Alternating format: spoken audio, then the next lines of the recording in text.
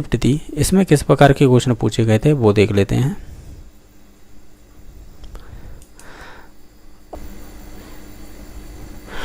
ये कह रहा है कि आकलन का कौन सा प्रकार है जो शिक्षण अधिगम प्रक्रिया से संबंधित नहीं है। तो देखो, उपलब्धि संबंधित होता है, नैदानिक भी होता है, सतत भी होता है, उपचारात्मक भी होता है। तो इसमें बोनस दिया गया था क्योंकि इसमें ऐसा कोई भी ऐसा प्रकार नहीं है आकलन का जो आपका संबंधित नहीं हो। ठीक है, ये सभी संबंधित हैं। क्वेश्चन नंबर नेक्स्ट है, क्रियात्मक अनुसंधान का प्रमुख उद्देश्य क्या होता है। हम जानते हैं कि क्रिया यानी एक्शन रिसर्च ये इसका प्रमुख उद्देश्य होता है। हम जब पढ़ते हैं तो आप थ्योरी पढ़ेंगे तो उसमें कहेंगे कि ये आपकी ट्रांसफॉर्मेटिव होती है, यानी रूपांतरकारी होती है, यानी तुरंत समस्या का समाधान करती है। ठीक है, तो ऑप्शन नंबर डी सही हो जाएगा। नेक्स्ट 3 नंबर क्वेश्चन है कि उपलब्धि परीक्षण के निर्माण के लिए निम्न में से कौन सा ऐसा कह सकते हैं कौन सा इसमें से सत्य नहीं है कथन। देखो, जब भी आप परीक्षण की बात करते हैं तो विश्वसनीयता या इसमें एक उत्तम परीक्षण भी यहाँ पे आ सकता था क्वेश्चन बन के, इसमें से कौन सा उत्तम परीक्षण से संबंधित सत्य नहीं है, तो वो एक ही बात होती है। ठीक है, वैधता होनी चाहिए, वस्तु नहीं, लेकिन मूल्यांकन कोई भी संबंधित नहीं होता है उपलब्धि परीक्षण से। ठीक है, तो ऑप्शन नंबर इसका बी सही हो जाएगा।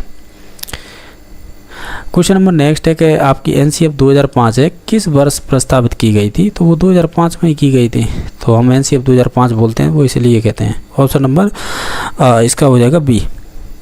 क्वेश्चन नंबर नेक्स्ट है कि जीनी पियाजे के संज्ञानात्मक विकास सिद्धांत में कौन सी अवधारणा है वो संबंधित नहीं है। देखो, स्कीमा की बात की है और एसिमिलेशन आत्मसातीकरण की बात की है, और उन्होंने एकोमोडेशन जिसे हम व्यवस्थापन, इसे ही हम समायोजन बोलते हैं, समायोजन। ठीक है, ये देखो ये कहते हैं ना, ये पर्यायवाची बोझ लेते हैं। अब देखो, एकोमोडेशन की यहाँ पे व्यवस्थापन दे रखा है, वैसे समायोजन बोलते हैं। एसिमिलेशन को आप आत्मसातीकरण भी बोल देते हैं, आत्मसातीकरण।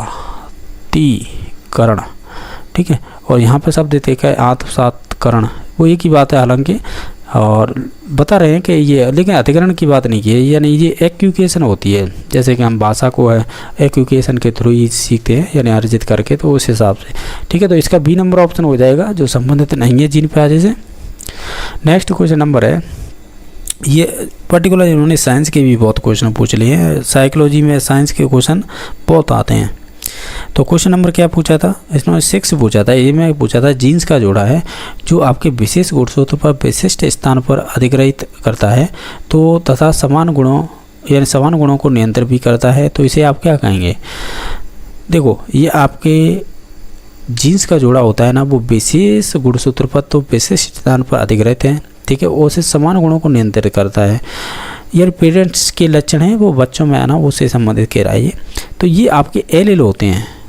ठीक है, और ये एल क्या होते हैं, ये एल एक तरह से देखा जाए तो ये आपके युग्मक होते हैं, एक तरह से एक्स और वाई होते हैं ना। ये ऐसे कि ये पुरुष की बात है, पुरुष की विशेषता है ये, यानी है होने को, तो ये भी आपके वही है, क्या है, एक तरह से जीन्स है, और जिन पे यानी ये गुणसूत्र, हालांकि एक्स और वाई हैं, ये गुणसूत्रों पर ही स्थित होते हैं। ठीक है, जिन्हें हम जीन्स बोल देते हैं। ठीक है, तो ये उन्हीं से संबंधित हैं, तो समान गुणों को नियंत्रित करते हैं, उन्हें एल कहते हैं। ये आपकी मैंने बताया ना, ये साइंस के क्वेश्चन हैं।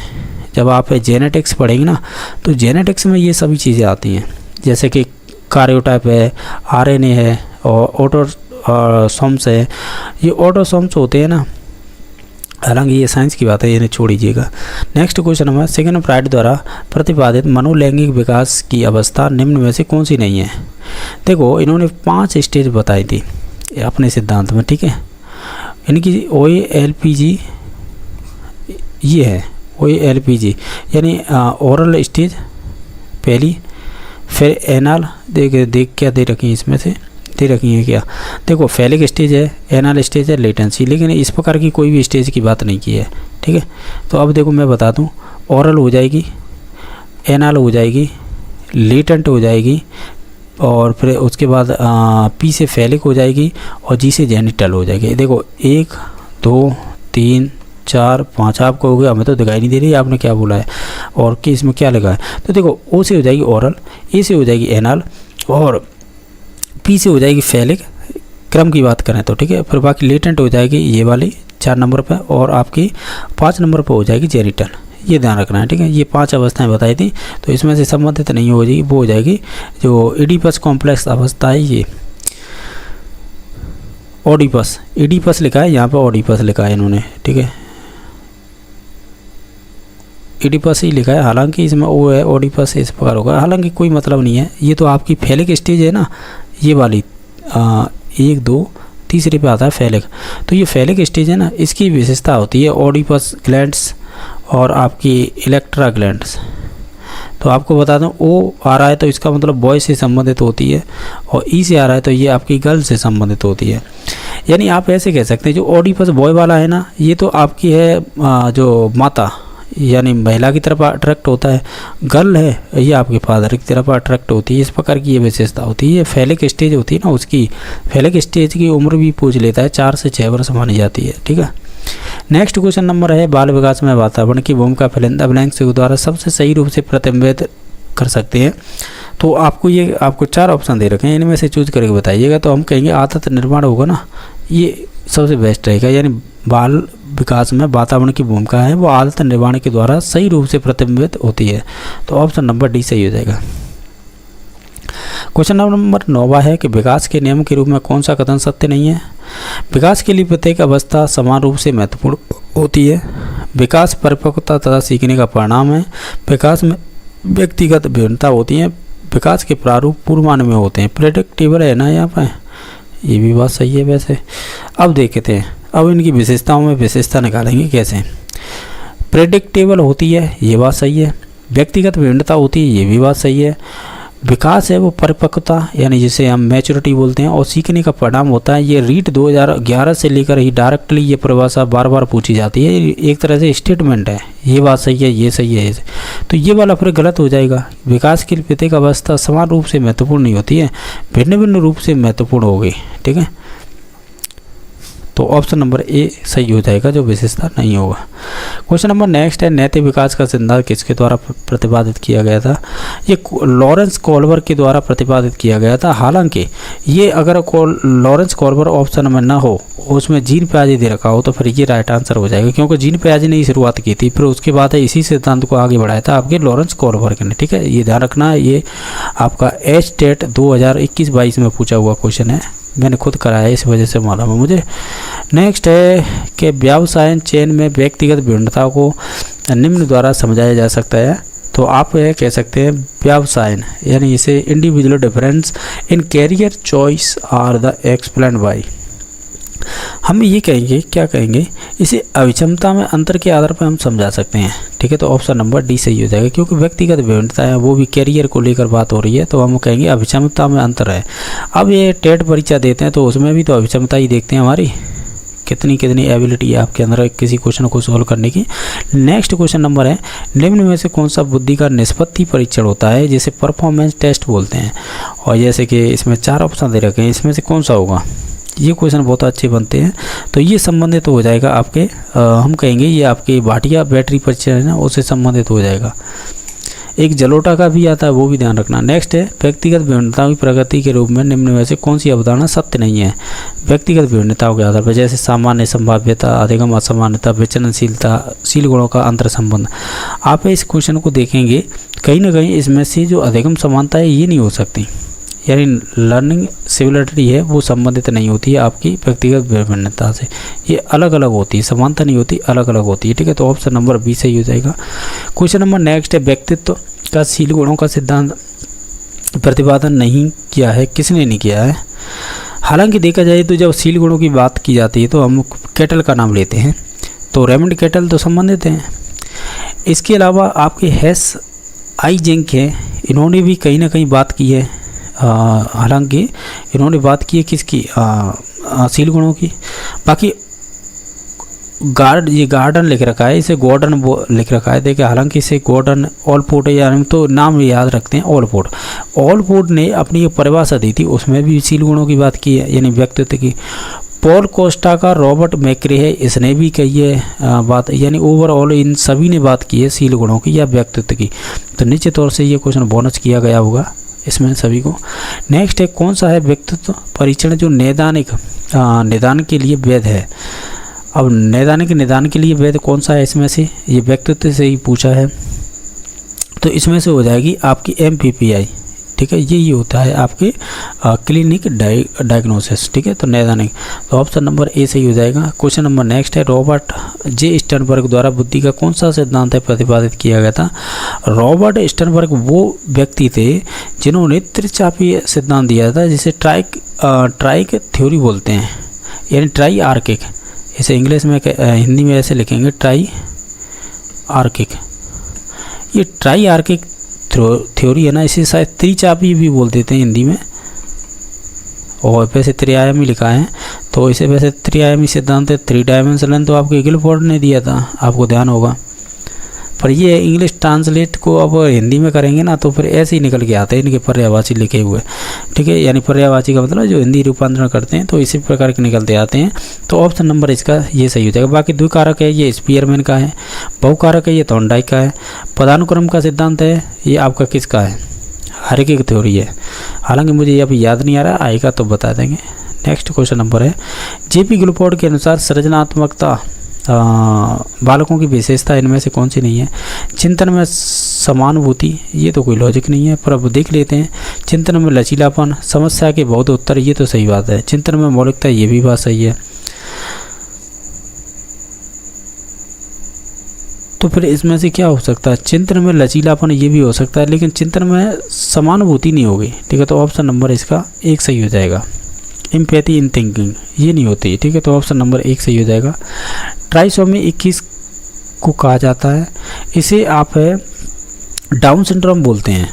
इसमें क्या होता है कि ट्राइसोमी में क्या होगा कि आपके हैं, जैसे आपने देखे होंगे ना गुणसूत्र होते हैं इस प्रकार के, तो इन गुणसूत्रों में क्या होता है कि इन पे जीन्स पाए जाते हैं, तो उनमें क्या होता है जो इनके क्रम में क्या होता है कि डबल बार हो जाते हैं, तो उसे हम ट्राइसोमी बोलते हैं। तो इसे डाउन सिंड्रोम से संबंधित है, तो ऑप्शन नंबर इसका डी सही हो जाएगा।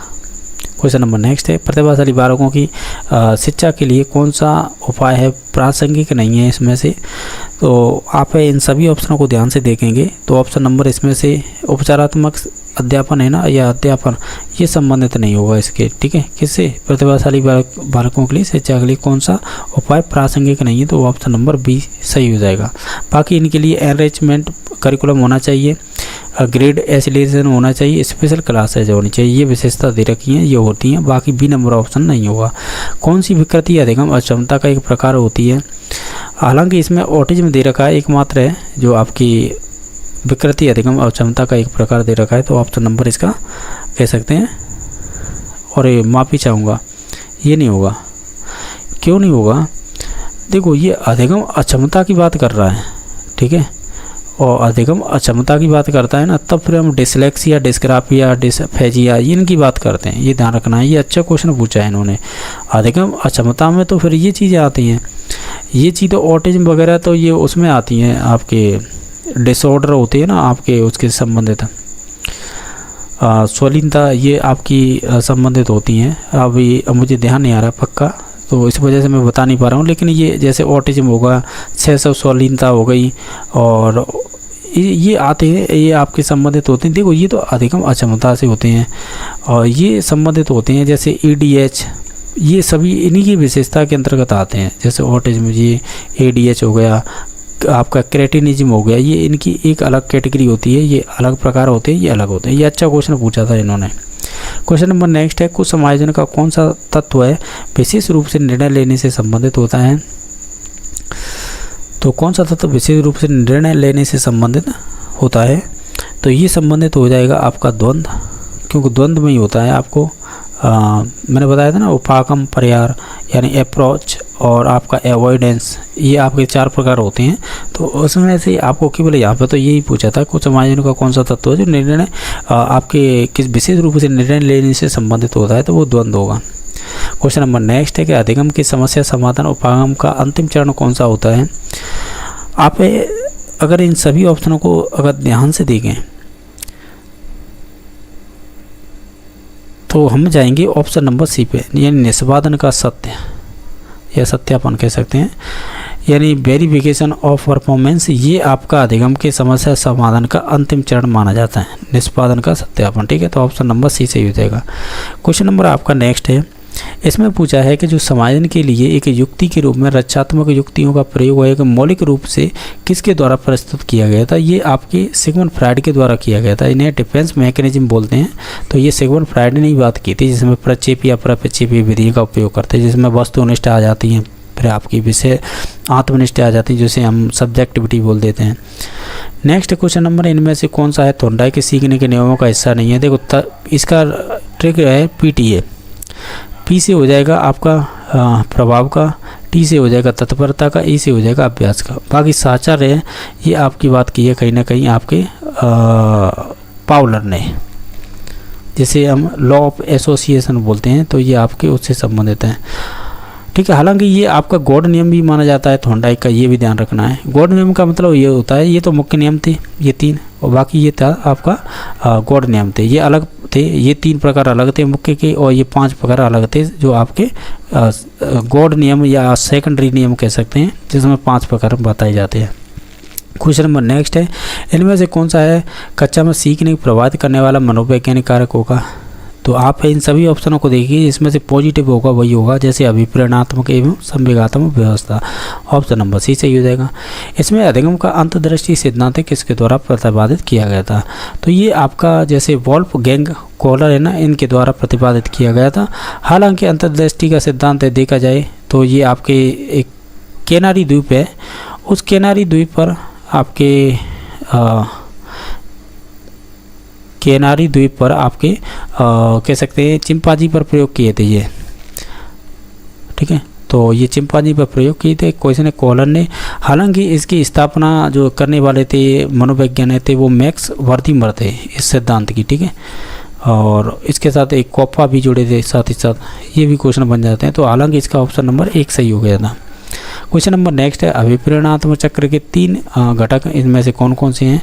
तो आप देखिएगा, एक तो नीड होता है, ड्राइव होता है, इंसेंटिव होता है। तो ऑप्शन नंबर बी सही हो जाएगा, आवश्यकता, अंतर्निरोध, प्रोत्साहन। क्वेश्चन नंबर नेक्स्ट है, इसमें से बाह्य अभिप्रेरणा का उदाहरण कौन सा है। उपलब्धि की आवश्यकता, चिंता, आकांक्षा स्तर और पुरस्कार। पुरस्कार है वो बाह्य हो जाता है, तो ऑप्शन नंबर इसका डी सही हो जाएगा। क्वेश्चन नंबर नेक्स्ट देख लेते हैं कि इनमें से कौन सा है जो शिक्षण के स्तरों का आधार पर शिक्षण का प्रकार नहीं है इनमें से। तो देखो बोध स्तर होता है, स्मृति स्तर होता है, यानी स्मृति और चिंतन भी होता है, लेकिन प्रदर्शन स्तर नहीं होता है। ये आपका गलत है, तो ऑप्शन नंबर बी सही राइट आंसर हो जाएगा। नेक्स्ट है कि आपका जो ड्वाइट डब्ल्यू एलन के द्वारा कौन सी शिक्षण अधिगम विधि प्रस्तुत की गई थी। तो एलन के द्वारा है कौन सी की गई थी, जैसे सूक्ष्म तल मस्तिष्क उद्वेलन या अंतक्रिया शिक्षण। एलन के द्वारा है आपकी माइक्रो टीचिंग दी गई थी, जिसमें आपके 36 मिनट का समय लगता है। ठीक है, और इसमें 6 स्टेप होते हैं, और ये आपकी माइक्रो टीचिंग से संबंधित है। ठीक है, तो ऑप्शन नंबर ए सही हो जाएगा।